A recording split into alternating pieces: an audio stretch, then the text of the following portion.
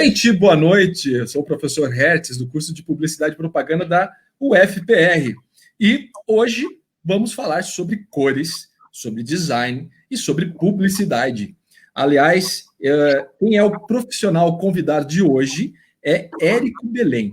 Ele é designer, ele é formado em design gráfico pela UEL, ele é professor da pós-graduação de design gráfico e direção de arte da UEL também. Ele também é especialista em gestão do design. Então, também é professor de direção de arte, professor de criação publicitária da Faculdade Pitágoras, do curso de Publicidade e Propaganda, também lá de Londrina. Então, vamos chamar aqui Érico. Você está aí, Érico? Oba! Érico, bem-vindo! Obrigado, Hertz. Estou muito feliz com o convite, né? E hoje a gente vai falar um pouquinho, então, de cores e acaba falando muito de criação também, como é o uso, né? Como a gente faz o uso das cores, entender um pouquinho mais também das cores. Tá? Isso. Eu vou fazer uma pergunta meio óbvia para você, Érico. Posso fazer? Pode fazer. Essa pergunta óbvia: qual é a importância desse assunto para quem é da área de publicidade e também para quem é da área de relações públicas, para quem é da área de jornalismo? Qual a importância de entender de cores, Érico? Pois é, então, a gente às vezes a gente pensa muito no material, compõe um material, né, uma diagramação interessante, e com as cores a gente pode deixar esse material melhor, né, funcionar melhor a relação de destaque, por exemplo, em um título, em um detalhe que é colocado, e pode acabar com o material também, né, não sabendo aplicar isso. Então tem pessoas assim que tem às vezes não sei se tem a ver com a criação, a mãe desde criança que arruma o filho, combina a roupa, que tem uma sensibilidade maior. Então tem gente que tem uma certa aptidão assim, e naturalmente tem isso, né? Se essa pessoa estuda, ela detona depois, né, de fazer boas combinações e entender. E quem sabe pouco, progride bastante, né, estudando. E aí tem gente que fica preso no preto e branco a vida inteira, porque não quer parar para entender essa lógica aí, tá? Tem até desenhistas mesmo que não vão para cor, porque tem uma dificuldade de encarar essa lógica aí, né, de como que funciona essas combinações. Hoje a gente vai falar bastante disso. E a cor é uma informação, né, Érico? A cor é uma informação. Ela é informação, ela é signo também, ela traz muito sentido para qualquer, seja um material produzido editorialmente, né, a criação editorial, né, no caso para diagramação de jornalismo, materiais gráficos, etc., mas também para criação publicitária. Então, a cor é informação e ela é tipo uma protagonista que não é para aparecer, mas ela é protagonista, não é? Então, é muita informação, hoje, né, nessa enxurrada de informações, né? Então, ela ganha um protagonismo até, porque a gente tem hoje, a gente pode pegar as cervejarias, como elas fizeram, antes não tinha isso, então hoje você enxerga corretamente, assim, Brahma vermelho, Antártica azul, né? Aí, então a Skol amarela, e aí você visualiza isso rápido. Na timeline, a gente já reconhece que tem uma marca ali trabalhando, né, trabalhando a comunicação. Então, assim, principalmente por causa dessa questão de muita informação, a cor ganhou muita força. O design em geral, né, ganhou muita força, porque é a chance que você tem ali de agradar, de chamar, aquela coisa do narciso que você sempre fala, né, de se ver ali. Sim. E, Érico, uma última pergunta antes da gente começar. Nem é uma pergunta, trazendo uma reflexão para a gente. Nesse momento, nessa situação que o mundo está passando, onde você tem essa pandemia, onde nós vimos a importância das relações das marcas com os seus consumidores via internet. Você acha, então, que a questão da cor, do design, do design digital, do marketing digital, tudo isso está muito integrado? Isso vai ter um upgrade aí depois? A gente vai prestar mais atenção nas cores no digital do que antes? Então, a gente está agora mais conectado, né? Quem não era tanto, então a gente está meio que a gente está talvez andando aí 10, 20 anos nessa revolução digital, porque pessoas que não mexeriam, que não usariam, né, não fariam uma palestra online, elas estão tendo que lidar com isso. Então, até as entregas e tudo. E aí eu acho que já tinha avançado muito a questão visual nas pessoas, né? A gente tem um analfabetismo visual no Brasil, a gente pode dizer assim, E com isso a gente está curtindo coisa legal, porque a gente está vendo muita coisa legal, porque as marcas têm trabalhado bem, né, essa questão, as grandes marcas. Eu acho que vai subir o nível aí né, da forma que a gente degusta a comunicação. Tá? Esperamos que sim, né? É mais fácil vender material para quem sempre mexe no Instagram e desde criança tirar foto do que alguém que estudou matemática a vida inteira, né, e não tem nenhuma aptidão com aquilo. Então, fica melhor quando a pessoa... Não fica pior, porque às vezes os profissionais da área fotógrafos, por exemplo, ficaram muito preocupados, né? Porque o cara tá roubando, né, meu jeito de pensar, né? Eu sofri tanto para aprender a fazer uma composição boa e agora, com o celular, a pessoa consegue fazer, né, e tal. Mas, na verdade, a pessoa agora, ela percebe que ela não é tão boa. E ela precisa de alguém que realmente conhece do assunto para ensiná-la, né, para ela contratar, enfim, para cuidar da comunicação dela. Ó, tem uma participação aqui do professor Ari, do curso de publicidade. Ele faz o seguinte comentário: com a pandemia deixamos de ser CEMIC para nos tornarmos cada vez mais RGB. Fantástico, Ari, parabéns. Muito bom. Muito bom, gente, então, ó, estamos começando agora, então, com o Érico Belém. Então, nesse momento, vamos aumentar o nível de conhecimento agora sobre publicidade, sobre cores e sobre design. Érico, então eu saio de cena, vou estar acompanhando você aqui e fica à vontade. Até às 20 horas a gente volta a se ver novamente para encerrar a nossa apresentação. E, gente, vamos aproveitar então que é um momento único aprender sobre design. Érico, seja bem-vindo novamente ao curso de Comunicação Social, Publicidade e Propaganda aqui em Curitiba e muito obrigado pela tua participação aqui com a gente, tá? Eu que agradeço. Ok, saindo de cena. Vamos lá, pessoal. Então, eu vou compartilhar minha tela aqui com vocês para a gente começar. Então, nosso tema: cores, design e publicidade, tá? Começar aqui com uma provocação, até já tinha dado um spoilerzinho para o professor Hertz, né? Então, eu já escrevo cor aqui, mas cadê a cor, tá? Cadê a cor? A gente está vendo uma tela branca, né, com o texto em preto. E será que o preto e branco é considerado cor? Tá? Então, para você pensar aí um pouquinho, refletir, né, e imaginar se será que é cor o preto e branco? Tá? Então, vamos lá. Então, é o ponto aqui que a gente começa a conversar, né? Então, claro, né, depende do ponto de vista.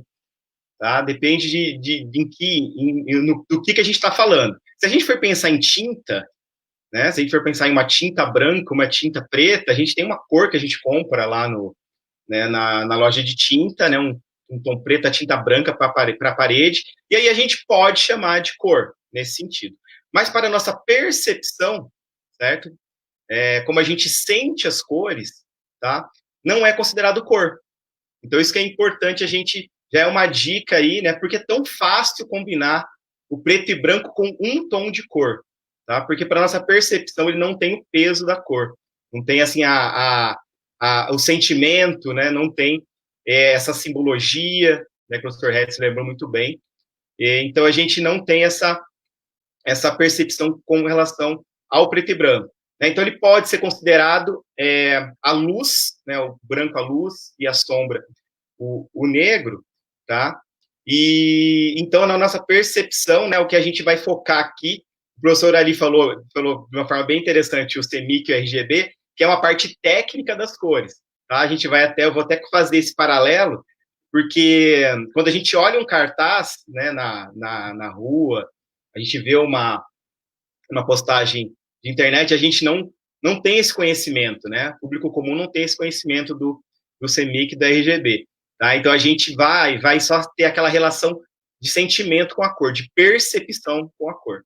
Tá? Então, o que a gente vai trabalhar hoje na palestra tem a ver muito mais com combinação de cores do que essa parte técnica. Mas foi bem lembrado que eu vou fazer até eu coloquei versos, né? Uma coisa e outra. Tá?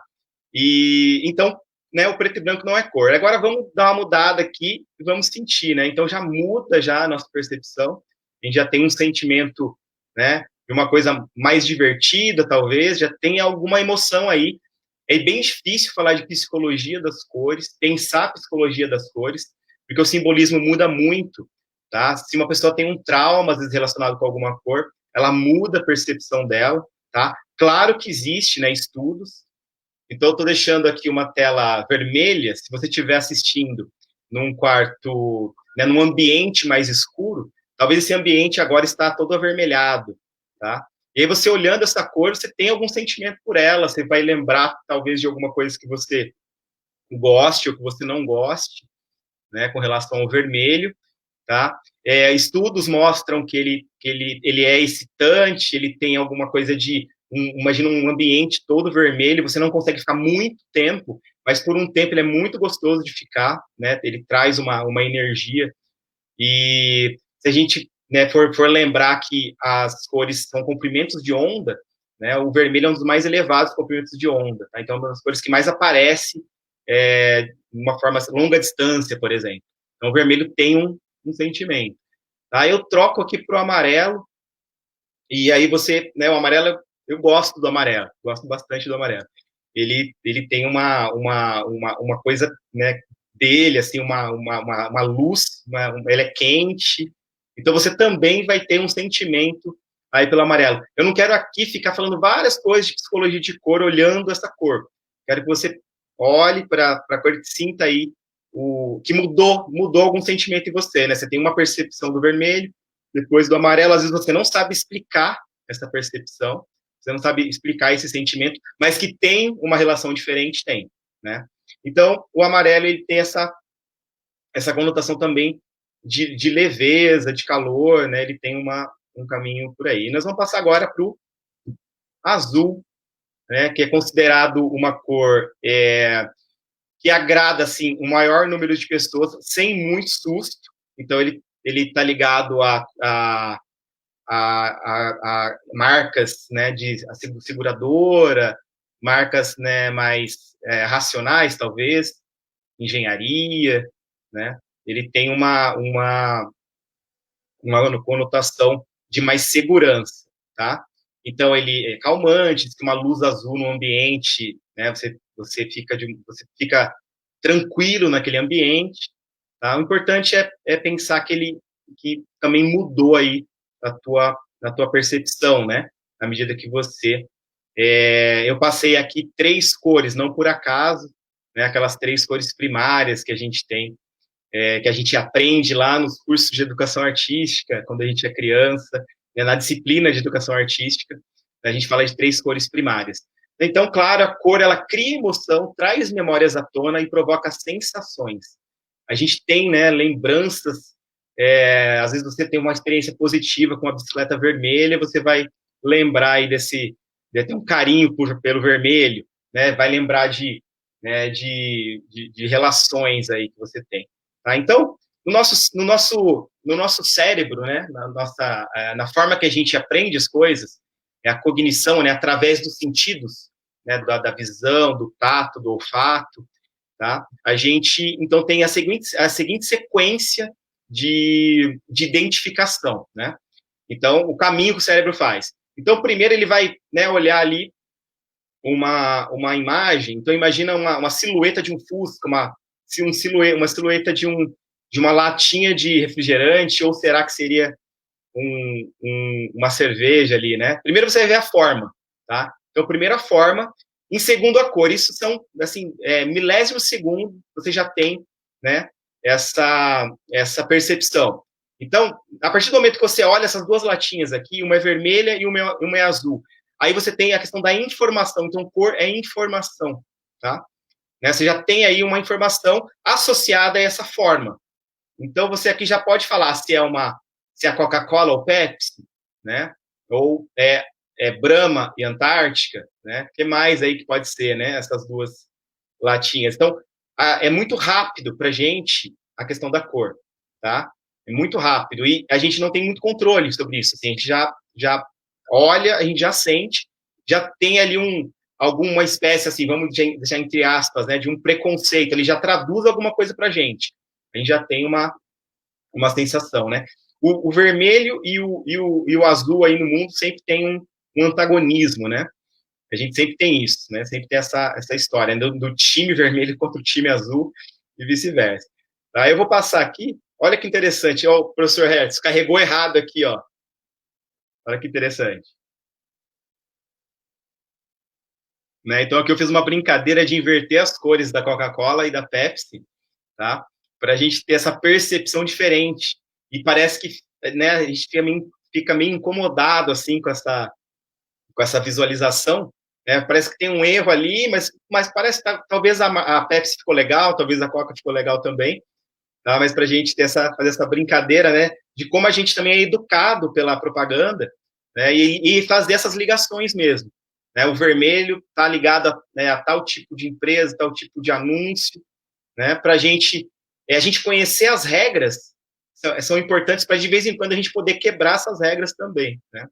Então aqui a gente tem uma inversão de cores, no próximo slide eu volto aqui com as cores reais, né? E aí parece que o cérebro ele fica daquele conforto no coração, né?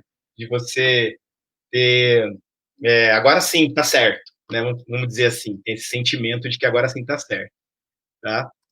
Então, passando aqui, uma outra questão, né?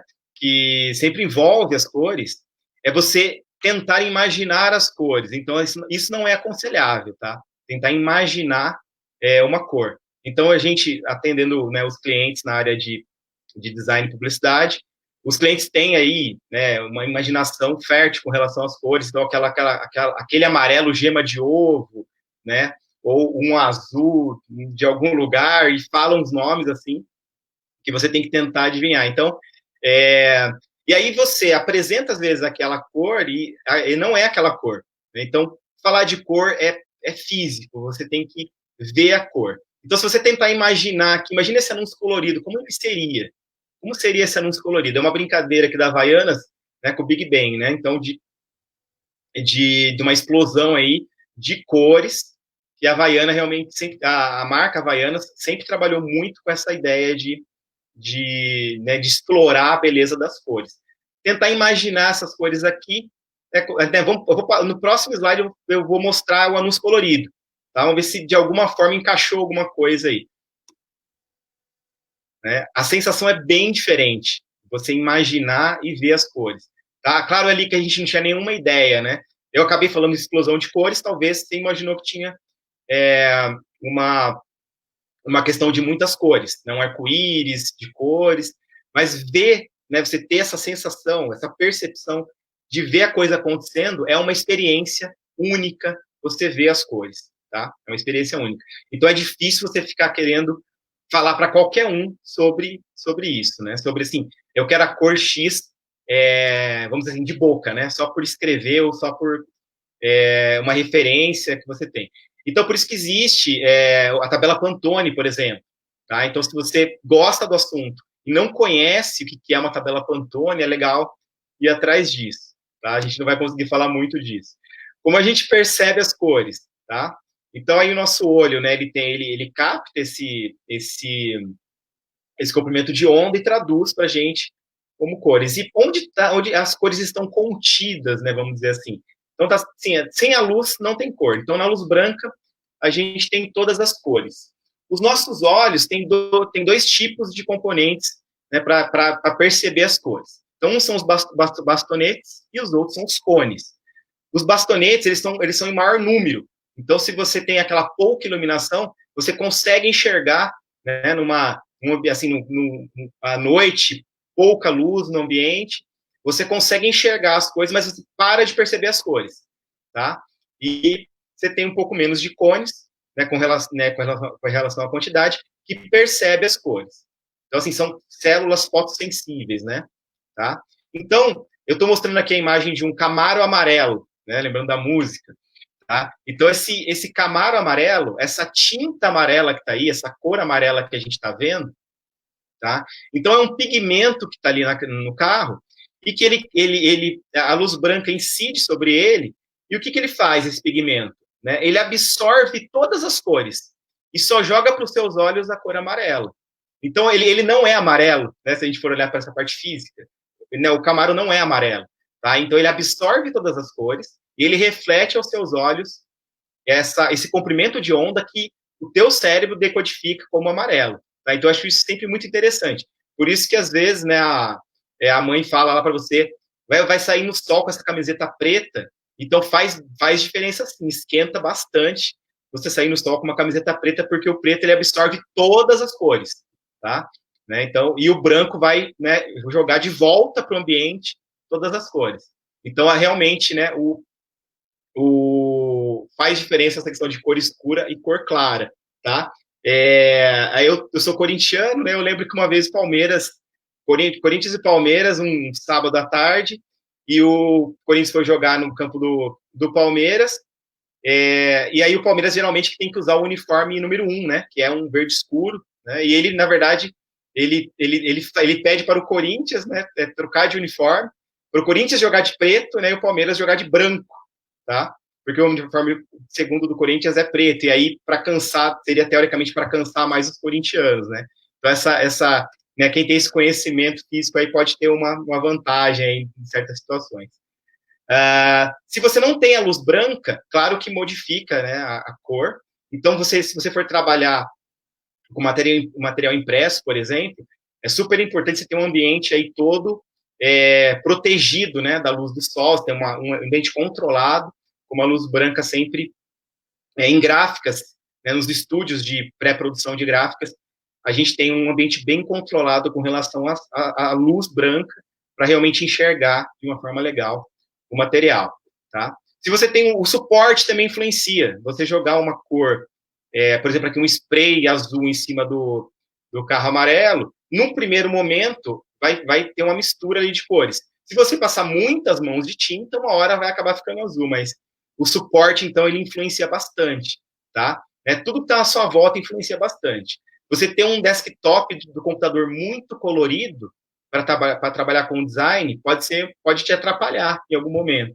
Porque você está com uma imagem na frente, e lá no fundo de tela, você tem um ambiente, uma tela toda colorida, ela pode te atrapalhar, né, nesse processo.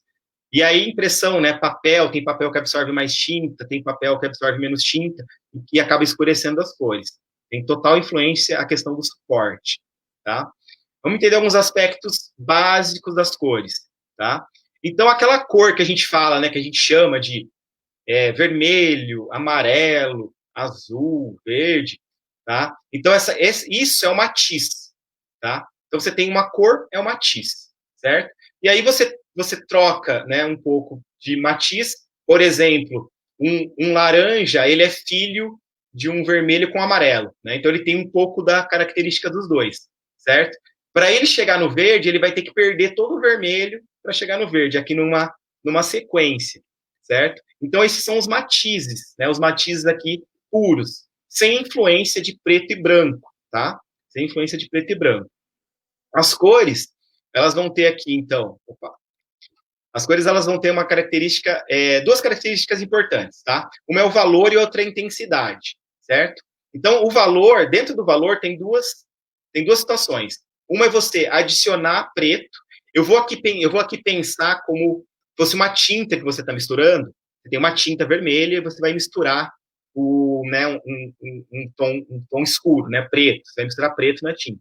Para facilitar nosso entendimento, tá? Porque aí, se a gente for entrar na questão de como funciona isso dentro do computador, né, é um pouquinho diferente, tá? Mas, então vamos pensar assim, então você tem uma cor vermelha, você coloca ali preto naquela cor, ela vai escurecendo, certo? E aí tem a ver com o valor cromático dela, certo? Se você colocar branco, ela vai clareando até ficar em branco, certo? Se for no papel, na verdade, você tira a cor, você tem menos porcentagem de cor, ok? Então, né, tem essa diferença aí. Então, uma coisa é o valor quando você escurece uma cor ou clareia uma cor. E outra é a intensidade. Intensidade é você tirar da cor a saturação dela. Tá? Então, são duas coisas diferentes, certo? Se você colocar muito preto, uma hora ela vai sumir também, ela vai ficar totalmente escura. Tá? Mas são situações diferentes. Então, a gente tem aqui, para a gente entender, porque isso vai ser importante para a gente depois falar de combinações, tá? Então, essa linha do meio são as cores puras, certo? E depois você vai ter uma escala de tons escuros e uma escala de tons claros, tá? E isso são, né, infinitas cores aí, ok? Tanto em todas as linhas aqui, são muitas cores que nossos olhos podem perceber, tá? Para quem quiser explorar isso melhor, e trabalha com direção de arte já, trabalha com design, conhece o Photoshop, tem essa ferramenta dentro do Photoshop, que é o Hue Saturation, né? O matiz e saturação em português. O atalho é Ctrl U, tá? E você pode, então, abre uma imagem, uma figura, por exemplo, o carro que eu abri, que ele tem elementos preto e branco e uma cor predominando. Você consegue mudar a cor dele com tranquilidade ali naquela barrinha do matiz, tá? E aí você consegue mexer na saturação e consegue escurecer e clarear. É uma ferramenta aí como se fosse um artista mexendo na palheta, tá? O contraste. Então, aqui, essas bolas, esses círculos laranja, eles são todos iguais, são a mesma cor, tá? Mas quando você tem uma cor escura no fundo, e como o laranja aqui, ele é mais claro, né, que essa cor escura, que é o preto, ele expande, tá? Se a gente troca para o fundo branco, ele vai retrair, certo? No cinza, ele fica equilibrado, e numa tonalidade que é muito parecida com ele quase não aparece, né? Não tem muito contraste, tá? Então, às vezes, a gente às vezes observa uma cor com algum fundo diferenciado, a gente é influenciado por esse fundo, tá? Isso daí é bem comum de acontecer, tá? E aí eu não quero que você confunda essas duas coisas aqui, ó, tá? Então, do lado aqui esquerdo, você tem o sistema de obtenção das cores, que aí é o RGB e o CMYK, é o processo técnico das cores, certo? Isso daqui dá uma outra palestra falar disso, tá? E aí, do meu lado direito aqui, eu tenho o estudo da percepção das cores na comunicação, tá? Então, se você aí, o professor Hertz deve conhecer bem, né? Você já leu o Fausto, então o autor, né, do Fausto é o Goethe. O Goethe estudou muito cores, então ele foi um entusiasta das cores, só que ele não foi tão científico, né? Ele não acreditou muito no... Ele viveu na mesma época que o Isaac Newton, né? Que descobre que na luz branca estão todas as cores, e ele vai para um lado diferente. Então ele não acreditava que aquilo era possível, né? Que na luz branca tinha todas as cores. Ele faz um grande estudo, né? Que acaba não sendo físico, mas é com relação à percepção, como a gente sente as cores, né? Por exemplo, coisas que ele colocou, né? Qual é a cor mais próxima né? A cor mais leve, né? A cor mais próxima do branco. Aí o amarelo, né? O preto é a cor mais próxima do preto. Aí a gente tem o azul, tá? E é isso, né, os impressionistas depois usam isso, né, no sombreamento, usar azul na sombra, né, antes de estourar o branco na luz, colocar um pouquinho de amarelo, porque aí faz um gradiente, né, que aquilo funciona muito bem, você calçar, antes de estourar a luz, você vir com o amarelo, depois você deixa aquele amarelo mais claro e depois você estoura o branco. Então, nos quadros impressionistas, é bem interessante observar isso, né? Tá? E aí agora, né, vamos falar de combinação de cores, vamos começar a entender isso melhor, ok? Então, para a gente entender isso, o Goethe, ele desenvolveu aquele famoso círculo cromático, tá? Que algumas pessoas aí na internet chamam de roda de cores. Eu acho um pouco triste falar roda de cores, né? Então, o círculo cromático parece que me valoriza mais, né, né, essa ferramenta tão importante, tá? Então, o círculo de cores, como ele é composto? Tá? Então, ele é composto de cores primárias, certo? Né? Então, para nossa percepção, o amarelo, o azul e o vermelho realmente são as cores primárias, tá? Realmente são as cores primárias. Se a gente for falar de sistema de cor, né, por exemplo, no CMYK, esse azul não é bem esse azul, é o cian, né? O vermelho não é bem esse vermelho, é o magenta. E aí funciona, né, super bem lá no sistema, na forma das retículas, dos pontos, certo? Mas aqui, né, pensando na nossa percepção, pessoa comum que vai ver um anúncio, tá? Ela sente as cores dessa forma, né? Que as cores primárias, azul, vermelho e amarelo, ok? Tá? E aí as secundárias, né, que são as cores aí filhas, né, o casamento entre duas primárias, a gente tem as cores secundárias, verde, violeta e laranja, tá? Aqui a gente tem né, mostrando a combinação, né, né, o vermelho com o azul violeta, o azul com o amarelo verde e o amarelo com o vermelho laranja, certo? Então, cores primárias e secundárias. E depois, né, a união dessas secundárias, a gente tem, das secundárias com as primárias, a gente tem as terciárias, que são aquelas cores que a gente tem um pouco de dificuldade para falar o nome. Então, azul esverdeado, verde amarelado, e aí tem vários verdes amarelados, tem vários azuis esverdeados, tá? E aí são essas cores, por exemplo, que a gente coloca hoje para as empresas, marcas, né, mais jovens, tá? Tem essa pegada aí, né, Hering, Boticário, tem essa pegada, mas a gente fala que são cores trabalhadas. Eu brinco que assim, são cores que você não consegue falar o nome direito, tá? Para a gente guardar bem. Então, aqui a gente tem aqui como que se monta um círculo cromático. Você pode colocar um monte de cores aí nesse meio termo, né? Entre a 2 e a 3 de qualquer lado aí, ou a 1 e a 3 de qualquer lado, você pode colocar um monte de cores aí, tá?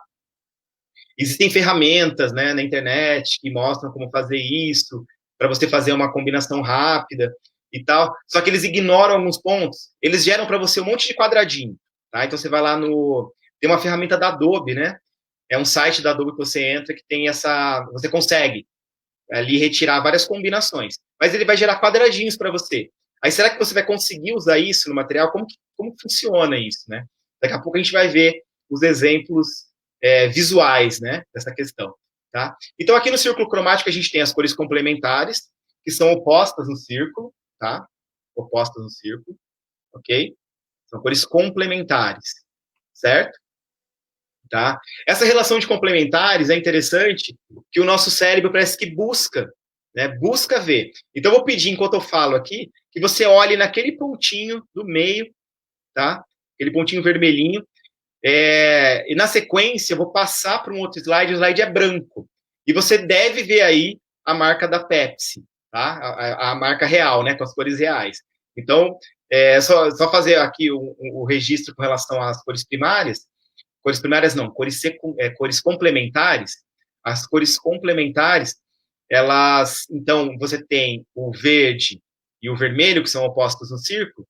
E aí, o verde, o que ele é? A união do azul com o amarelo. E depois você tem o vermelho. Então, o nosso cérebro parece que ele gosta de ver as três primárias juntas o tempo todo, mesmo que de formas diferentes. No caso, o verde representando o azul e o amarelo. Então, tem um autor, né, da Gestalt, que é o Arheim, né, e aí ele tem um livro sobre arte e percepção, que ele fala disso, tá?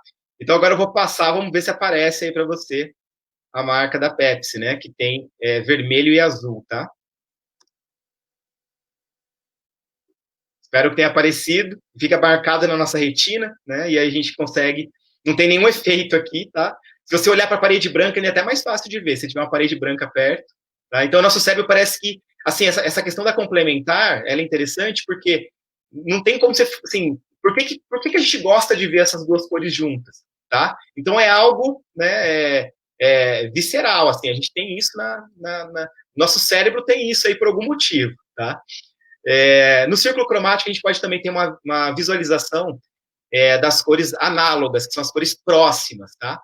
Cores próximas, então tem esse nome, cores análogas, ok? E a gente pode fazer uma divisão de quente e frio, tá? Aqui a gente está entendendo o círculo cromático, né?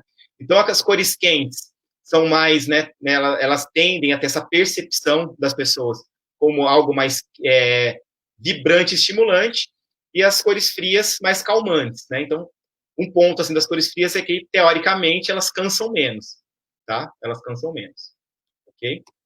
E agora a gente vai ver exemplos de combinação de cores, ok? Aí eu gosto muito dessa frase do Marc Chagall, que é um artista, pintor da arte moderna, né? Olha que interessante, Hertz, ó. Todas as cores são amigas de suas vizinhas e amantes de suas opostas, tá?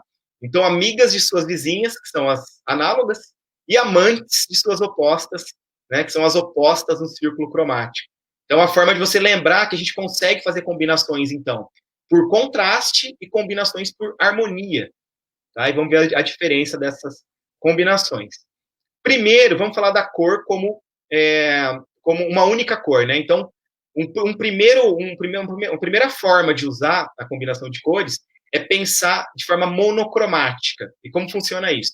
Lembram que eu falei que o preto e o branco, eles não, né, o preto, branco e tons de cinza não são considerados cores para nossa percepção. Então, se você somar uma cor, aí você tem algo, pode ficar bem rico, né, como aqui essa comunicação da Target, tá? Né, tem uma vida aqui, e só tem assim o vermelho fazendo parte, e depois a luz e sombra que compõem aí a luminosidade. A gente vai falar então que luminosidade é essa relação do preto e do branco, ok? Que faz esse sombreamento, né? Isso é fundamental para a gente conseguir combinar, viu? Mas a gente vai ver. Tá? Aqui mais um exemplo, só para a gente ter outra visão, né? Aqui do site do Instagram da Absolute. Então, se você quer ver ótimas combinações de cores, né, siga a Absolute no Instagram, a Absolute Brasil, e, né, tem outros, tem Absolute Mundo, Absolute Estados Unidos, né, faça parte ali siga o Absolute, você vai ver muita coisa legal de combinação de cores. E eles também estão bem engajados né, nas causas sociais, diversidade, eles trabalham muito isso, né? Na comunicação. Aqui mais um do Absolute, então que você tem o verde predominando e, né, o preto e o branco fazendo esse sombreamento. Então, aqui, essa questão, né, que eu quero falar da luminosidade, é o que dá vida, no fim das contas. Então, você tem a cor, e é o que, na verdade, é o que valoriza a cor, essa relação de luminosidade, né, do preto e branco, tá? Aqui é uma fotografia que tem uma predominância de um único tom, que é o azul, tá? E aí, estrategicamente, todos os elementos estão de uma forma mais neutra, tá? Um outro exemplo aqui da XP Investimentos. Então, uma imagem, né, um cinza, e você coloca uma informação em amarelo para destacar, tá? Assim, é muito fácil de acertar quando você faz isso. Então, se você, né, tá começando a tentar fazer coisa legal, assim, nesse sentido, não tem muito erro. Preto e branco e uma cor, né, para você trabalhar. É uma forma de você fazer coisa bonita, sem se desgastar muito com relação às cores, tá? Então, é o primeiro passo aqui, dominar essa parte. Beleza? E depois a gente tem as cores complementares. Então, combinação de cores complementares. E aqui é uma coisa de louco, porque você olha isso aqui e você fala, meu, não combina. Tá? O pessoal fala que combina, mas não combina. Não combina esse negócio. É muito contraste, né? Uma fica disputando com a outra, que é bem isso mesmo. Então, por exemplo, aqui a gente está vendo o verde e o vermelho, elas têm a mesma força. Então, realmente, elas ficam disputando mesmo, tá? Elas têm essa disputa aí. E aí, qual que é a estratégia, tá? Você ter áreas, então, elementos, assim, fios brancos, ou uma área branca para poder trabalhar, ou você pegar semi-complementar. Aqui vamos dar uma olhada num hot site aqui do Guaraná Antártica. Abaixo dele eu mostrei ali onde que é a semi-complementar. Então você pega o oposto do círculo cromático e olha de um lado ou do outro, tá? Né, pega a combinação, vai combinar vermelho com o quê? Não com o verde, que é realmente oposto. Você vai pegar, na verdade, uma do lado ou da outra, ou até duas, também é possível, tá? Também é possível. Então o Itaú, por exemplo, ele não pega o mesmo tom de azul oposto. Ele pega o que está um pouquinho do lado, que é um pouquinho mais roxo, tá? E aí ele conecta melhor com o laranja, certo? Aqui um outro exemplo do Itaú, né? Mais recente aqui também do Instagram, tá? Isso aqui eu acho muito legal, aqui é realmente quando você entendeu a lógica da combinação. Então, se você pega o que é o rosa, né? O rosa é o vermelho claro, Então, fica bem interessante, né? Fica bonito de ver, assim, você tem um verde mais escuro, tá? E depois aquela cor que seria complementar, só que ela com uma luminosidade diferente. Então, ou ela muito escura, ou ela clara, tá? É uma forma que você consegue layouts bem bonitos, assim, de fazer combinação de complementares. O legal da complementar é essa hora aqui, que você, né, tem percebe isso. Então, aquelas relações de preto e branco, né, de você clarear uma cor, escurecer uma cor, é fundamental para conseguir combinar cores complementares, tá? É fundamental. Aqui já as cores são mais dessaturadas, elas são menos vivas, você tem uma coisa mais sofisticada, percebe? Como dar uma sofisticada no anúncio, tá? Né, isso aqui eu acho lindo. São várias cores complementares com tonalidades diferentes, tá? né? Então, assim, aqui é a mistura das análogas com as complementares, tá? Nessa composição. É bem bonito de ver, certo? E aí a gente já entra na combinação de cores análogas. Então, são as vizinhas, né? São as vizinhas. E aí traz uma harmonia. Então, é uma combinação por harmonia. Tá? Você consegue entender isso fácil, né? Que não tem aquele contraste das cores complementares, certo? Dá pra, né, a gente consegue fazer coisas bem bonitas com essas combinações de cores análogas, tá? Aqui um anúncio da Oi que tem uma sofisticação também por as cores estarem menos vivas, certo? Né, um exemplo da Absolute, uma foto que tem um ambiente onde reproduziu, né, essa situação das cores análogas. Aqui é mais um exemplo de cores análogas, e eu queria só fazer um registro dessa garrafa da Absolute, que ela foi pintada com tinta extraída de cartazes de ódio espalhados pelo mundo. Olha que abordagem, né? Que a Absolute traz, né? Para valorizar o produto e valorizar esse momento. Então, eles estão trabalhando muito essa questão da diversidade, comprometimento, tá? Com a sociedade, assim, de forma geral. As minorias, tá? Bem interessante. Quando a gente tem 3 cores, aqui nós estamos já partindo para uma outra combinação. Então, a gente falou de complementares, depois cores análogas, primeiro uma cor só, e agora 3 cores. Aqui já fica mais difícil, tá? Então, para trabalhar isso em comunicação de marca, já é mais complicado. Para fazer um anúncio, pode ser que funcione bem. Então, para pensar em identidade de marca, 3 cores já começa a ficar um pouco mais complexo. Aí a gente tem a Unimed, que trabalha isso, o Cicobi também trabalha isso, assim, lembranças que vieram agora na minha cabeça, tá? Mas aqui um anúncio, então aqui você pode fazer uma combinação de 3 cores, colocando um triângulo no círculo cromático, tá? Vai funcionar, só que se você coloca as 3 cores com o mesmo peso, aí elas vão ficar todas uma disputando com a outra. O legal aqui também é saber escurecer alguns tons e clarear alguns tons, tá? Fundamental. Aqui mais um exemplo de cores, dessa combinação de cores triádicas, né? E aqui quadráticas. Então, nas quadráticas ficou mais complexo ainda. Aí eu aconselho usar isso aqui para ilustração, tá? Vai fazer uma ilustração, para trabalhar a identidade de marca também é bem complicado. E então você coloca ali um retângulo 2x1 no círculo cromático e vai rotacionando ele. Ele vai dar as combinações, tá? Ele vai dar as combinações, certo? Ou um quadrado, aqui é um outro exemplo. E aí é uma combinação difícil. Vejam que esse anúncio que eu escolhi como referência, para a gente mostrar que combina realmente, tá? Ele tem uma área grande de branco, o verde predominando e detalhes desses outros tons que são colocados ali, tá?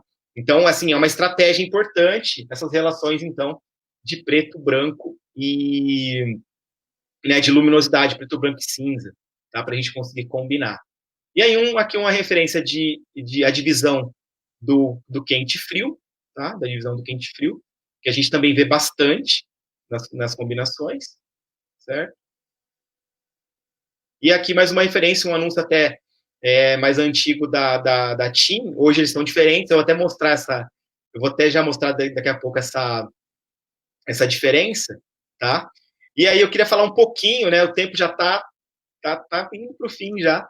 E eu queria falar um pouco de cores na identidade de marca, certo? Então, aí, aqui eu queria mostrar para vocês. Quando você vai trabalhar a comunicação de uma empresa, você tem que estar muito atento, assim, com relação aos concorrentes, para você, né, se diferenciar ali naquele setor, tá? Então, funciona muito bem essa questão de olhar o setor. Então, tem algumas cores que funcionam bem em alguns setores. E você pode quebrar as regras, né, mudando aquela relação. Né? Por exemplo, no segmento de joias, a gente tem um universo de preto, branco, principalmente preto, né? E tons metálicos, dourado, cobre, prata, e de repente né? De repente não, né? Vai ter muito tempo, mas aí você tem uma empresa que é a Tiffany, que tem uma cor, naquele mercado ela é fora da caixa, né? Naquele mercado. E ela tem um destaque por isso. Então, às vezes, você pode ter essa percepção também. Tem aquela, tipo, cor azul é cor de seguradora. Às vezes você usar um verde, usar um laranja, para uma seguradora pode ser um diferencial ali. Então, as regras existem para você entender e você pode quebrar de vez em quando, né? Aí tem uma estratégia. É legal também que essa seguradora que você vai usar, o laranja ou o verde, que ela tenha um produto também diferenciado, né? Que ela tenha algo inovador ali na composição do produto dela. Então, essa identidade de marca, a gente trabalha assim, ó, ali embaixo, vamos ver o da TIM, e aí eu vou mostrar o da TIM hoje, porque isso aqui não é estático, tá? Então, a gente tem uma cor principal e algumas cores de apoio, certo? Então, aqui a gente visualiza bem, né, os concorrentes aqui, TIM, Claro e Vivo, como que eles tinham uma relação diferente. A Vivo, nessa época desse painel aqui, ela estava querendo né, usar o roxo, mas ainda estava transitando por muitas cores. E aí hoje, né, parece assim, você vê que deu uma consertada, vamos dizer assim, né? Tá mais maduro essa relação cromática, tá?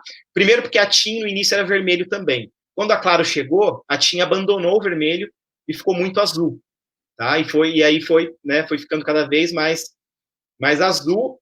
A Claro no início era só vermelho e branco, muito, e hoje ela tem um tomzinho quente, um tom de laranja ali que faz parte da composição das peças, tá? Então, ali, ó, ali embaixo, eu queria só deixar claro para vocês que na identidade de marca, você tem uma cor principal e você precisa ter cores de apoio, tá? Você precisa ter cores de apoio porque senão fica muito chato ver, fica muito repetitivo, tá? O Santander hoje trabalha muito, né, o vermelho, branco e tons de cinza, tá? Então fica sério, assim, não tem, às vezes é preciso ter um tempero, tá? Precisa ter um tempero.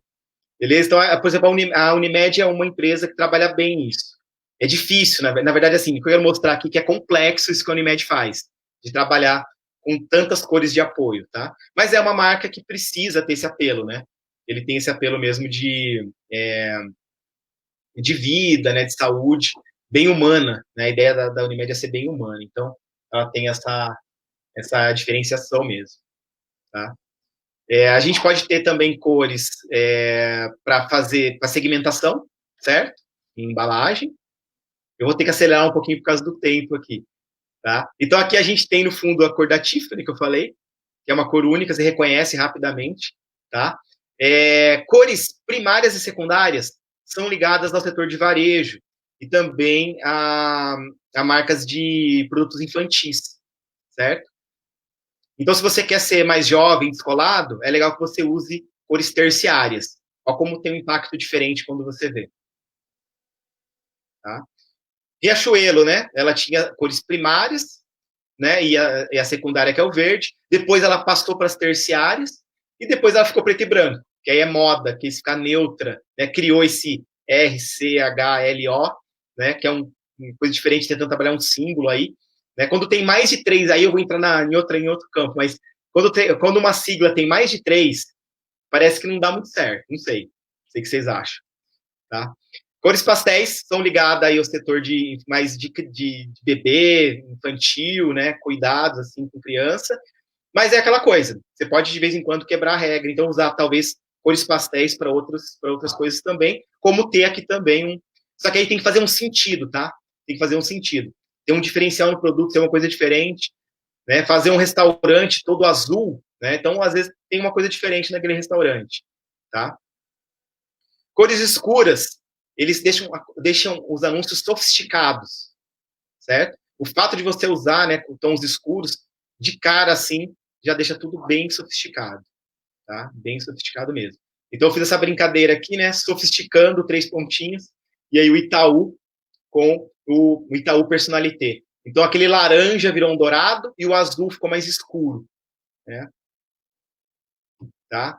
Os tons metalizados, né, que também são sofisticados, só que corre um risco de ficar brega, assim, é uma a linha tênue, é um detalhe ali para você carregar demais, tá? Carregar demais nesse sentido, tá? E as cores também podem ter esse viés de tempo, tá? Aqui é um trabalho, é um projeto meu do tempo da La Casa Comunicação, para a Petrobras. A gente ganhou um prêmio Aberge com esse trabalho, né? Um livro que conta a história da refinaria de São José dos Campos. Então, né, são 30 anos aí de história. Então, o livro começa mais pálido, um aspecto mais de terra, de poeira, e ele vai ficando mais colorido no final. Então, a gente trabalhou, né, e é todo diferente a diagramação, tá? É todo diferente a diagramação. E aí então as cores também têm esse aspecto, né, de dar passar a questão do tempo, né, temporal, do passado e do futuro, tá? Aqui a cor da Tiffany, que eu já falei, né? E aqui a gente está no fim da palestra, que são os simbolismos. Então se fala muito, né, da questão simbólica das cores, mas é muito perigoso. Então não tem uma grande comprovação científica, né? É difícil a gente afirmar, por exemplo, né, olhando aqui esse painel, né, que você tem a criatividade, ela é um tom de roxo, ela é um tom de violeta, né?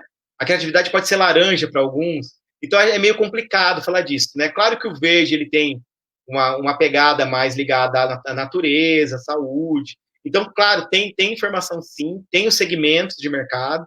Só que eu acho que é legal você olhar o simbolismo que tem na cor no segmento do mercado que você está atuando, tá? No segmento do mercado que você está atuando. Né? Lembrei de uma história agora de um cliente nosso que tem uma empresa de aro de bicicleta, não vendia em São Paulo esse aro, porque tinha um detalhe verde no aro, tá? E depois que a empresa ficou preto, amarelo e laranja, né? A comunicação dela e todos os adesivos dos aros de bicicleta que ela vendia, vendeu muito bem em São Paulo, né? A gente dá para imaginar por quê, né? Que aí o verde não vendia tão bem lá, tá? Então é isso. Então, né, simbologia de cor, eu acho perigoso, tem que olhar muito o segmento do mercado que está atuando para ver o que naquele segmento aquela cor, né, aquela tonalidade tem de relação. Ok? Obrigado. Acho que falei um pouco rápido, mas a gente tempo que a gente tinha, queria passar bastante coisa para vocês. Olá, Érico, obrigado. Olá. Como é que a gente faz para entrar em contato com você, para tirar alguma dúvida? Você quer deixar aí o teu e-mail, teus perfis nas redes sociais? Eu fiz um slide aqui, você viu? Se você quiser voltar aqui, tá fácil aqui. Deixa eu ver aqui.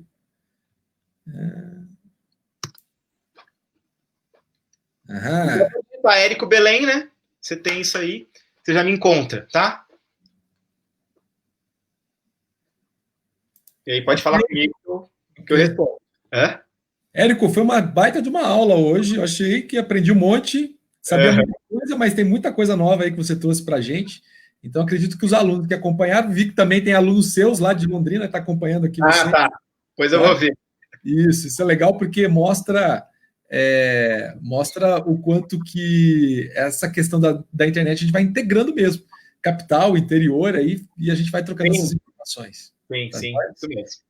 Érico, novamente, cara, muito obrigado pela tua palestra, muito obrigado por ter participado aqui desse projeto conosco.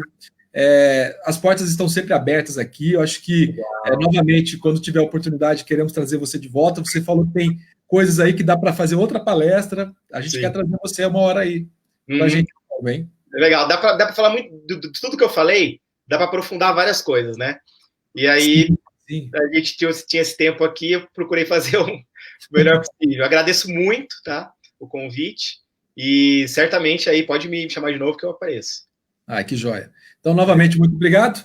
Então, gente, daqui a pouco está entrando, então. Érico, grande abraço, então. Obrigado pela participação.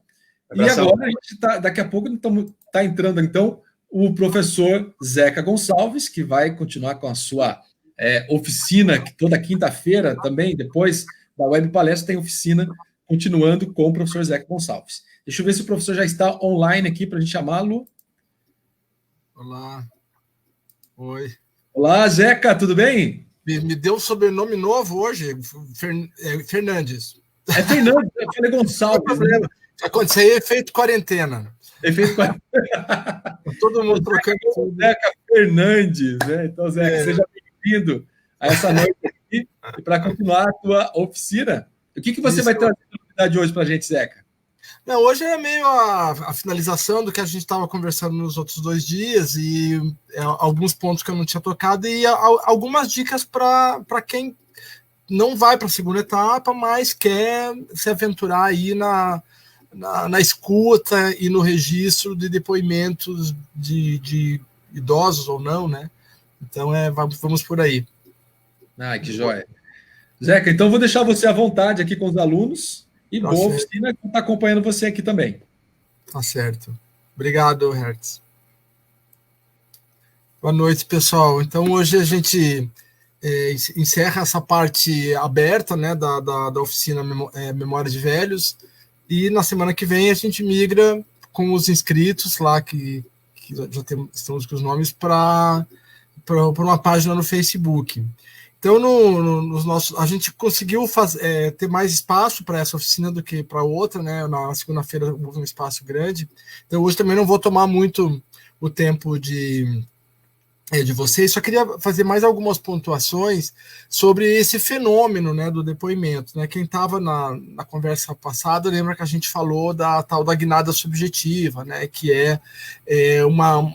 digamos, uma marca do nosso tempo, perceber o mundo e os fenômenos e a história a partir da sua própria história, né, do seu próprio corpo, do lugar onde você está. É uma característica do fim de século, que a gente chama, né? Nós ainda estamos no fim de século, talvez o século tenha acabado agora, o século XX, mas essa é uma outra discussão conceitual, mas é uma marca desse período da história, esse desejo de existir pela própria fala, existir na primeira pessoa, né? Eu quero contar o que eu vivi. Então, eu trouxe mais algumas questões assim para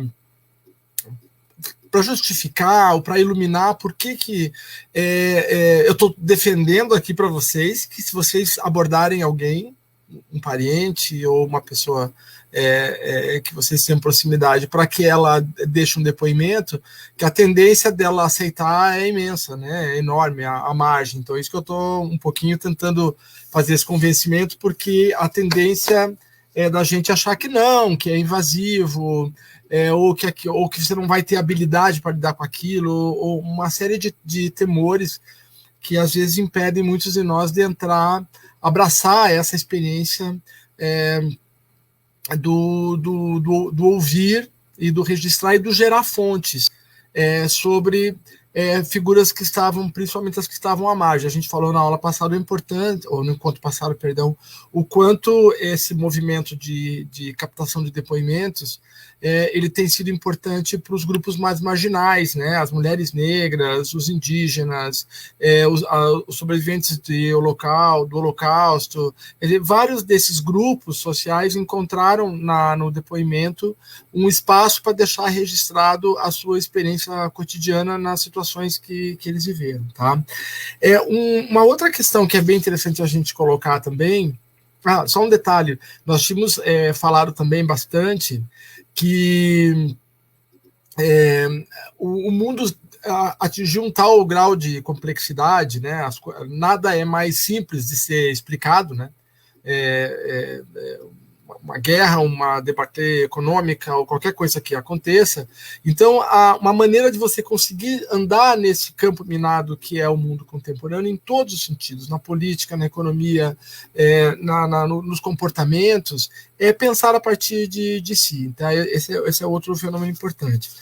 Um pouco também, a internet, ela revelou vontades, desejos, características do público que não eram tão visíveis assim anteriormente na área da comunicação, né? Quer dizer, a partir de 1995, principalmente, quando você tem esse marco do avanço da internet, depois das redes e tudo mais, cada vez mais o leitor, o público, manifesta o que ele deseja, né? E ele quer falar de si, inclusive, quer falar da sua experiência. E ele levanta temas que ele não tinha ainda, que a gente não identificava como temas importantes, né? No jornalismo, nas relações públicas, na publicidade, em todas as áreas que trabalham com o público, né? Então, uma das coisas que acabou vindo manifesto nesse movimento foi o de ouvir a voz do outro, né? Ouvir o depoimento do outro. Tá? Bom,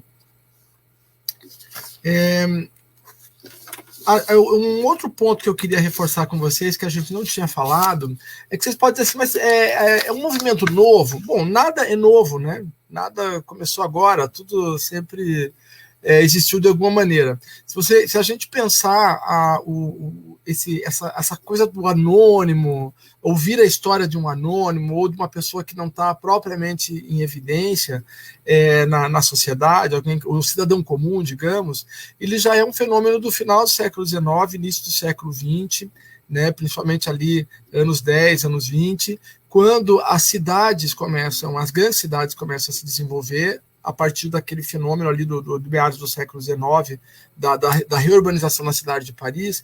E o que acontece? Os moradores da cidade passam a ter a experiência de cruzar na calçada. Você pensar que eram guetos e que não havia esses espaços públicos bem delineados nas cidades anteriores a meados do século XIX, talvez a praça, tal, mas não para troca de mercadorias, mas não esse espaço lúdico, inclusive do lazer, para a vida da cultura, para o amor, né, para o afeto, para a amizade, para a festa, que as cidades passam a ter a partir da remodelação da cidade de Paris.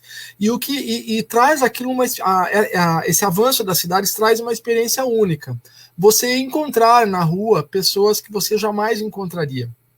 O estrangeiro, né, por exemplo, uma mulher desacompanhada, um miserável, né, que estava lá, um profissional que afiava facas ou o que consertava panelas ou qualquer coisa do gênero.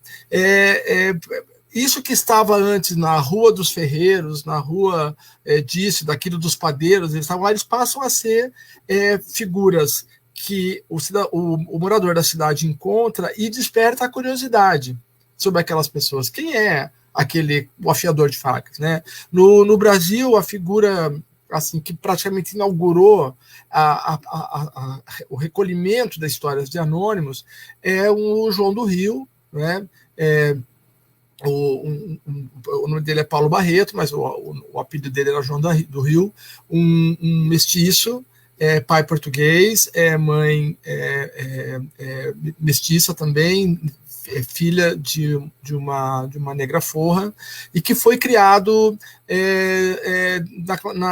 digamos, no espaço burguês. Então, o João do Rio era, além de um apaixonado pelo Rio de Janeiro, não à toa que estava lá o nome dele no Rio, ele também era tinha grande afeição por essas histórias de pessoas comuns, digamos assim, e que ele, a moda do que acontecia em outros países, na França, com o Baudelaire e tal, ele ia lá escutar e registrava e contava nos jornais as histórias desses anônimos. Não só desses anônimos, como também de religiões. Ele tem um livro, depois foi compilado, né, das crônicas dele, As Religiões do Rio, mas então já estava ali presente esse desejo da figura anônima. Então ela tem altos e baixos dentro da história da comunicação, e na década de 60 ela vai ter outro marco, que é a revista Realidade. Uma revista importante, o pessoal do jornalismo sabe que a gente fala bastante da revista Realidade. Ela teve o seu auge de 66 a 68, foi um marco na imprensa brasileira, e uma das reportagens assim, que marcaram época na revista Realidade, na verdade foram muitas, né, é difícil a gente destacar uma, porque a Realidade tocou em temas que nunca a imprensa brasileira tinha transitado, ou se tinha transitado com timidez. Então, por exemplo, racismo, homossexualidade, gravidez na adolescência, aborto. Teve a famosa Realidade número 10, que trouxe a fotografar um parto. Essa revista foi recolhida nas bancas, tida como imoral mostrar um parto, né? Então, hoje, os colecionadores que têm a Realidade número 10 têm um tesouro em casa, porque ela foi quase toda recolhida e provavelmente incinerada, né? Então, a Realidade teve muitos marcos, eram verdadeiros ensaios sobre a vida brasileira, né? O modelo dela era a revista Life americana, que seguia mais ou menos a mesma pegada. Mas o texto que eu queria citar, que foi um marco digamos, na semente do depoimento, de escutar a história do outro sem a interferência do redator. Quer dizer, ele não fica dizendo para fulano de tal coisa. É o entrevistado falando. O teu trabalho ali é de edição, é de juntar arrumar algumas falas e tudo mais. Mas essa reportagem se chamava Eu Sou o João, Homem Sem Leitura. Ela foi assinada em 1970, setembro, e ela é assinada por hoje, que é o decano da imprensa brasileira, o José Hamilton Ribeiro. Ele está hoje, talvez, com 90 anos, é um dos jornalistas mais premiados da história do Brasil, e perdeu uma perna na cobertura da Guerra do Vietnã, e um homem assim que até pouco tempo ainda era possível vê-lo, salvo engano da minha parte, no Globo Rural. Ele consegue transformar qualquer coisa numa super reportagem, e ele ele entrevistou esse João, que era um homem comum, e ele vai ter uma atitude ali em relação ao João, que até hoje é um ruído na compreensão do que eu posso mexer, o que eu não posso mexer na fala de quem me conta alguma coisa. Porque o José Hamilton Ribeiro colocou todas as, digamos, particularidades linguísticas desse personagem. Então, se ele falava nós fumo, nós compremos, nós herdemos, qualquer coisa assim, ele colocava dessa maneira, né, como uma forma de respeitar o registro linguístico do João. Né? Durante muito tempo, a imprensa foi meio seguindo este modelo, não em depoimentos, mas quando ela pegava uma pessoa comum, a Dona Maria, o seu João, e a Dona Maria falava nós vai, ele colocava nós vai. Né? Com o tempo começou isso foi um dos marcos, foi em 1989, né, a famosa campanha do Lula e do Collor, que a imprensa pegava muito no pé do Lula por causa do Menas, né, ou do Henrico e outras palavras, outros registros linguísticos. Como é que ele vai ser presidente do Brasil se ele não sabe falar? E eu lembro assim que alguns estudiosos de linguística, de gramática, tal, pegavam os discursos do Collor e mostravam que o Collor cometia tantos erros de português, né, para um cara que tinha tido todas as possibilidades na vida que ele teve, que eram grotescos, né? Então, se inaugura ali, né, de alguma maneira, essa discussão sobre preconceito linguístico, né? Quer dizer, por que eu tenho que achar que uma maneira e outra de falar é correta? Lógico que aqui não é o espaço para a gente discutir preconceito linguístico, porque isso é uma baia própria, né? Outro curso, outro debate. Mas, assim, como é uma oficina, eu diria para vocês que numa edição da fala de um depoimento, você não pode, se você colocar todos os registros linguísticos, todas as repetições, e fazer isso só para os mais pobres e para os menos estudados, que é o que acontece, porque quando uma pessoa, se era o Fernando Henrique Cardoso que cometesse um erro de concordância, o erro de concordância seria arrumado. Porque foi um lapso. Mas se era o Lula, era ignorância, né? Ele não tinha. Então tinha foi entrando assim aos poucos uma tendência a você deixar alguns registros, né? Se o depoente é gaúcho e ele fala tu vais ou tu deves, você deve deixar, mas talvez você não deva deixar todos esses registros.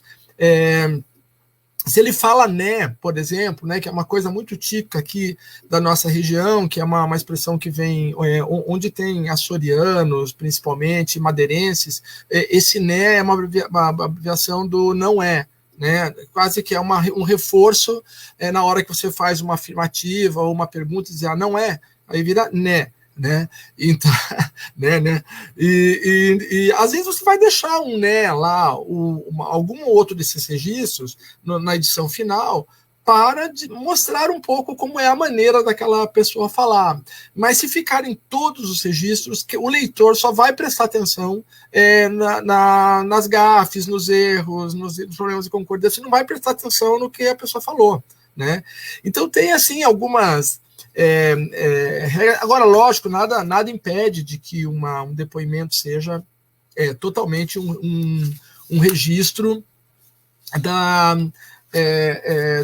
fala do personagem, mas eu acho que é uma discussão, uma coisa a ser pensada no sentido de que ela pode ter um efeito contrário. Você está lá para valorizar aquele registro linguístico e, na verdade, você acaba chamando atenção para aquilo que as pessoas não admitem como uma forma de linguagem. Tá?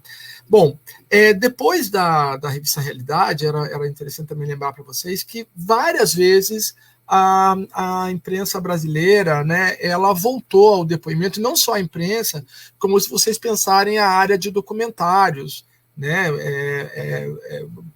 pense no caso daquele documentário maravilhoso, o Santiago, do João Moreira Salles, né, que é sobre o mordomo da família Moreira Salles, né, e um mordomo que tocava piano, né, tocava Tchaikovsky, Beethoven, e falava várias línguas, e era um genealogista, mas era, assim, um homem que acabou a sua vida num apartamento pequenininho, solitário, tal, e esse documentário é sobre um personagem. O Socorro Nobre, que é do Walter Salles, daí, sobre uma presidiária, que esse documentário é de 1995, sobre uma presidiária que, ao ler uma reportagem da revista Veja sobre o escultor Franz Krashberg, ela começa a pensar a própria condição dela e o desejos de liberdade. Esse documentário tem disponível nas redes, no YouTube e tal, e ele deu origem, ele foi uma espécie de um trampolim para o Central do Brasil, né, que é um dos grandes times brasileiros, e de alguma maneira ali se desenvolveu o roteiro sobre uma mulher que escrevia cartas, porque a Socorro Nobre começou a trocar cartas com o Franz Krashberg, né? E essa Adora, a personagem do Central do Brasil, também escrevia cartas, trapaceava as pessoas, e um dia uma carta vai levá-la a uma redenção da sua vida e do menino a quem ela acolhe, né? Então, mas veja, parte de um depoimento. Então, são inúmeros exemplos, não só na imprensa escrita, como na imprensa do jornalismo de revista, como também no mundo dos depoimentos, dos documentários, essa onipresença desse gênero, né, que é o depoimento. Mas eu citaria a revista República, hoje extinta, a Caros Amigos, a Piauí, né, que volta e meia publica um depoimento na íntegra, quer dizer, abre aspas, e é a fala da pessoa que deu o depoimento ali, e geralmente eles são textos para guardar, né?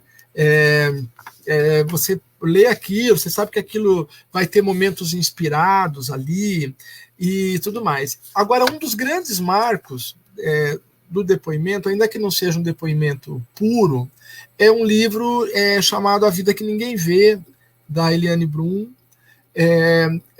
Também peço perdão se a audiência, que a gente nunca sabe qual na maioria de alunos de jornalismo, de insistir nesse livro, A Vida que Ninguém Vê, mas ele é um marco da imprensa brasileira.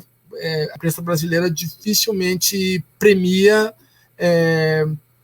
produtos que não sejam furos de reportagem, que tenham um grande esforço, que vai trazer grandes impactos e tal. E a Eliane Brum conseguiu, com esse trabalho, que foi um desafio do editor dela, na época que ela trabalhava no jornal Zero Hora, né? Caso alguém não conheça, por acaso ninguém tem obrigação de conhecer, tem obrigação, mas digamos, caso alguém não conheça, a Eliane Brum é uma das mulheres mais espetaculares desse país. Hoje ela está vivendo em Altamira, no Pará, muito corajosa, e ela diz que não pode falar sobre a Amazônia sem viver na Amazônia.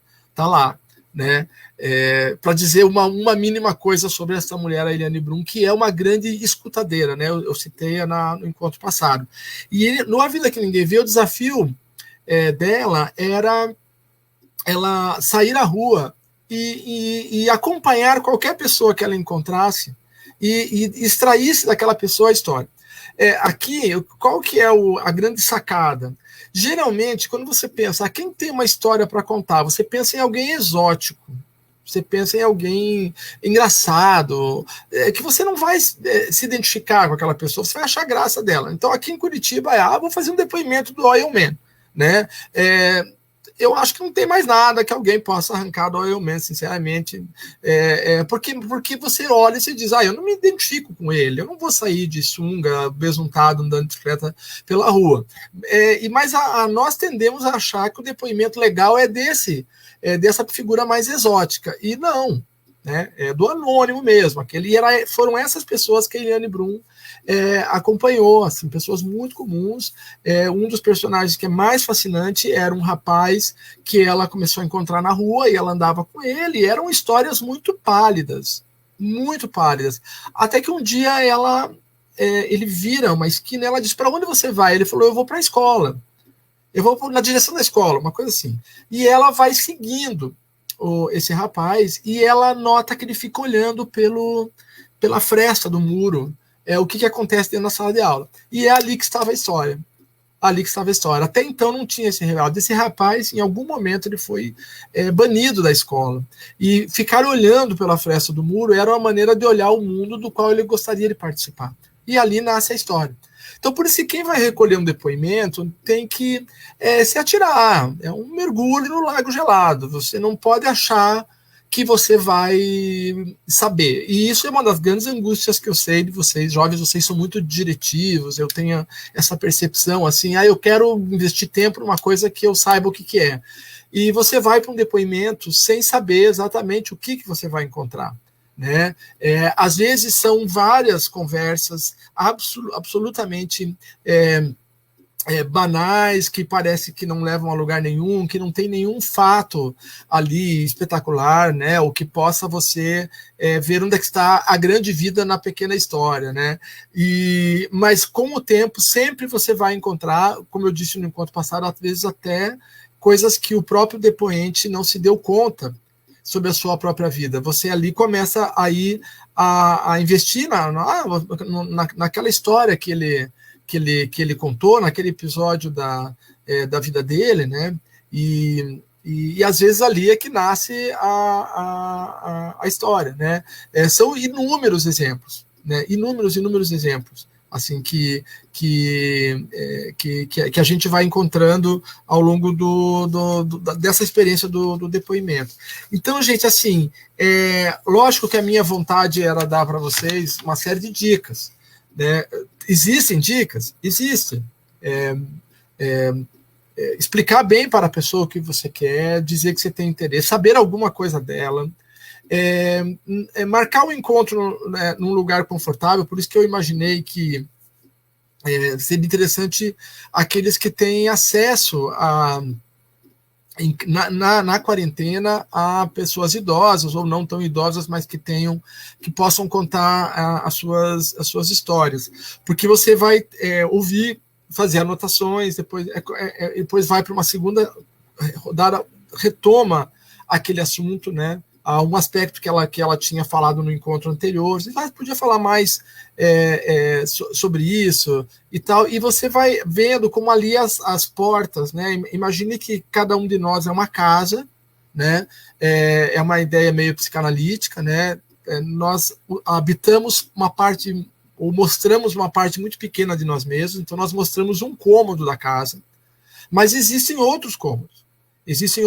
A aventura do depoimento é quando, na medida em que a confiança aumenta, na medida em que você provoca o depoente, ele decide abrir aquela porta daquele quarto que há muito tempo ele não abria, né? Ou ele decide descer com você para o porão ou ir até o sótão da casa. E isso, às vezes, você não consegue na primeira rodada, né, de conversas. Em geral, o que eu já disse para vocês logo no início, as pessoas contam, né, supondo que ela, eu quero contar, eu fui violeiro na minha juventude e tal. Ele vai contar a história dele de violeiro, ali o cerne, o fato mais importante. Ele vai contar aquilo da maneira como ele sempre contou. Né? Em geral, a gente fica treinado para contar certas histórias. Eu já contei isso numa festa de família, eu já contei num outro depoimento que eu dei, blá, blá, blá. Mas lá pelas tantas, você vai, depois que ele fizer essa primeira tarefa, você vai para a segunda parte, que é levantar algumas questões que ficaram perdidas ali. Né? E depois você vai dizer, pô, como é que eu vou juntar tudo isso depois num depoimento? Né? Lá na página, com a equipe que eu vou fazer a segunda parte da oficina, a gente vai trabalhar um capítulo do livro da Svetlana Alexievich, mas eu vou até, para provocar os outros também que gostariam de ter curiosidade desse assunto, no livro Vozes de Chernobyl, tem um capítulo muito especial que se chama Entrevista da autora consigo mesma, sobre a história omitida e sobre por que Chernobyl desafia a nossa visão de mundo. É uma quebra de rotina esse texto dela, é a própria Svetlana falando o que ela aprendeu nesse recolhimento de depoimentos. Gente, só para vocês terem uma ideia, existem depoimentos no Vozes de Chernobyl que ela recolheu ao longo de quase uma década. E quando você lê, a gente tem a sensação de que ela que a pessoa deu aquele depoimento por inteiro para ela. Né? Na verdade, ela costurou. Né? É uma costura muito sutil das histórias, porque as memórias das pessoas não ocorrem de maneira absolutamente linear. Às vezes, ela vai insistir, ela vai dizer uma palavra, assim, ela vai começar a falar da mãe, ou vai começar a falar de um irmão que morreu, e você não acha aquilo importante, mas anote ali, irmão que morreu. Às vezes é lá que você tem que voltar, e ali uma outra parte da casa se abre. Na hora que você vai editar isso, você vai ter que costurar. Ela falou 5 vezes do irmão, ou ele falou 5 vezes do irmão falecido, em momentos diferentes da fala.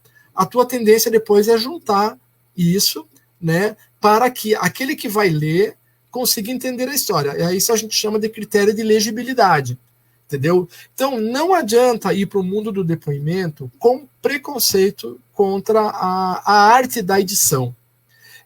Não tenho vergonha de dizer que eu já me estressei numa banca de mestrado, e não fui chamado, era numa qualificação, não fui chamado para a banca final justamente por isso, porque a pesquisadora ela dizia que a edição era o apagamento da voz das pessoas, né?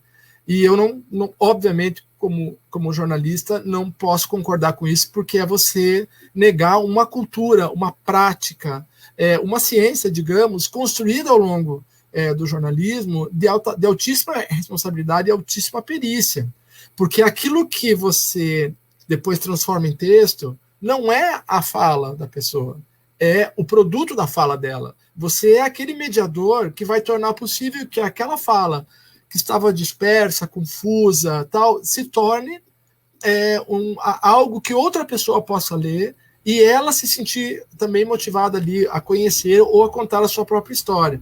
Entende? Então, o trabalho de ouvir é uma parte e a outra é depois editar tudo isso. Né?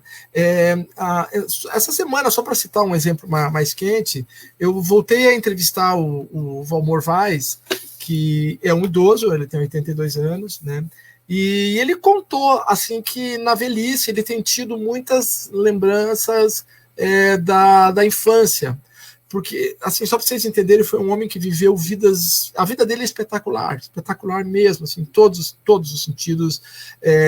A mãe dele era parteira e benzedeira, na cidade de Rio do Sul, uma família muito pobre e tal, mas ele disse assim, que é o momento da vida que ele mais lembra agora, e isso é muito típico da velhice, né? Lembrar muito da infância, mesmo que tenha sido uma infância sofrida. E ele diz, esses dias eu lembrei que eu pulava com o guarda-chuva aberto, acreditando que eu podia voar. E daí, imediatamente, Valmor, tem relação entre você ter criado uma empresa de aviação, né? Ele tem uma empresa de táxi aéreo, um homem que foi paupérrimo e se tornou um empresário que chegou a ter 2.000 funcionários e foi preso político. E imagine, só o Valmor Vaz dava uma oficina, né?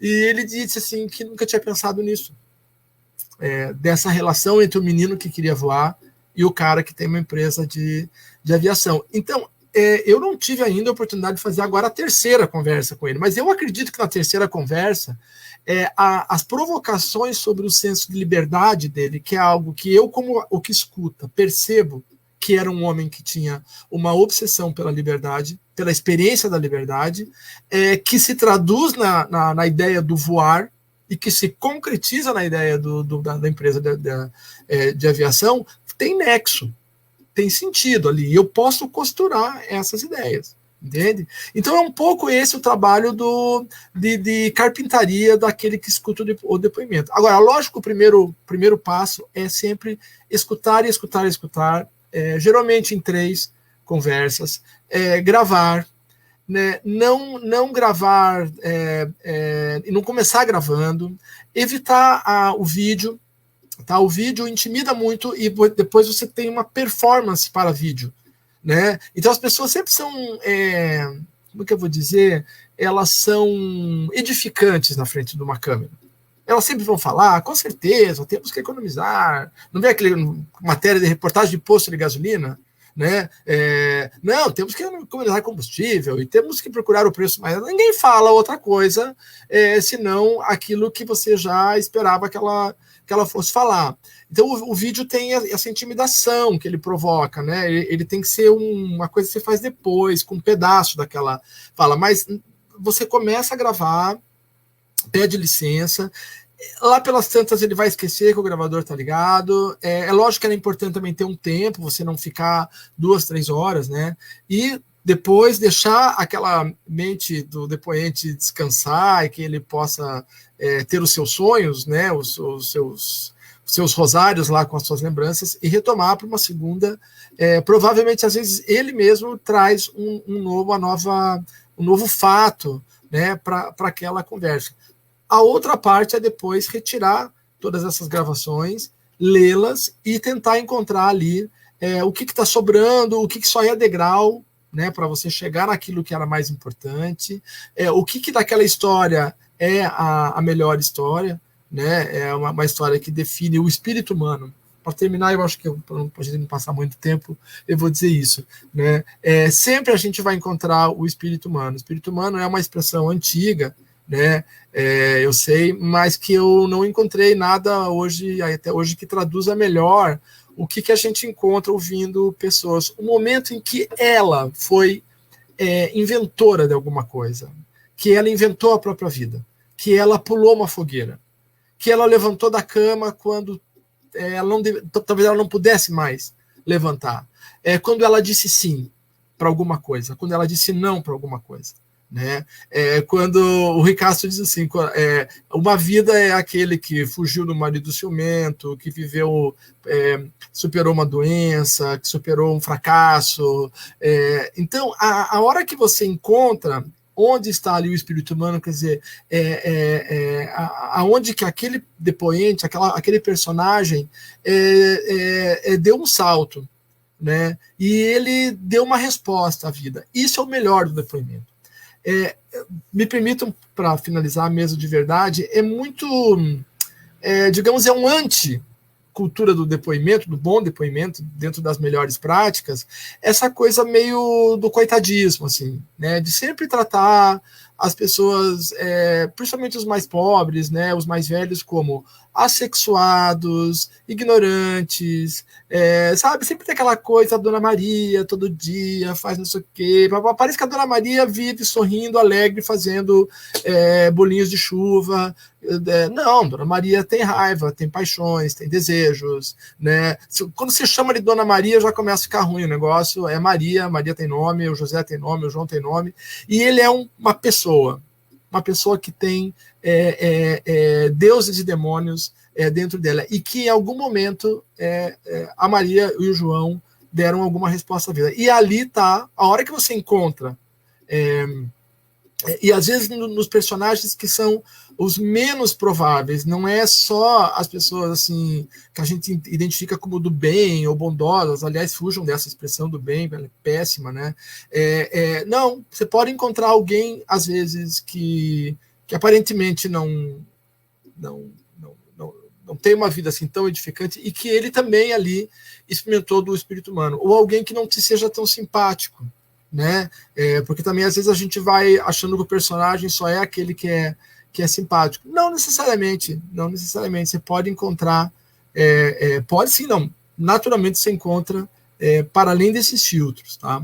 Bom, da parte aberta, né, para todo mundo, é isso. Lógico que é um assunto muito extenso, com uma grandíssima, uma imensa bibliografia, variações, mas nós vamos encerrar por hoje, e daí na semana que vem o grupo que vai para o Face né, vamos juntos, nós vamos preparar depoimentos que a gente vai mostrar aqui, provavelmente, no Floresta de Livres, nas próximas semanas. Muito obrigado, pessoal. Professor Zeca, muito obrigado. Olha, foi muito interessante. Hoje acompanhei, gostei. Então, encerramos a noite. Muito boa noite, professor. Obrigado, Hertz. Um abraço. Então, até quinta-feira que vem. E amanhã, gente, continuamos com o nosso Floresta de Livres. Então, muito boa noite. E quinta-feira que vem tem web palestra. Neuromarketing é o tema da quinta-feira, da próxima quinta-feira. E amanhã, às 19 horas, tem mais coisas aqui acontecendo. Então, sigam sempre a programação. Então, boa noite a todos, boa noite a todas. E sigamos.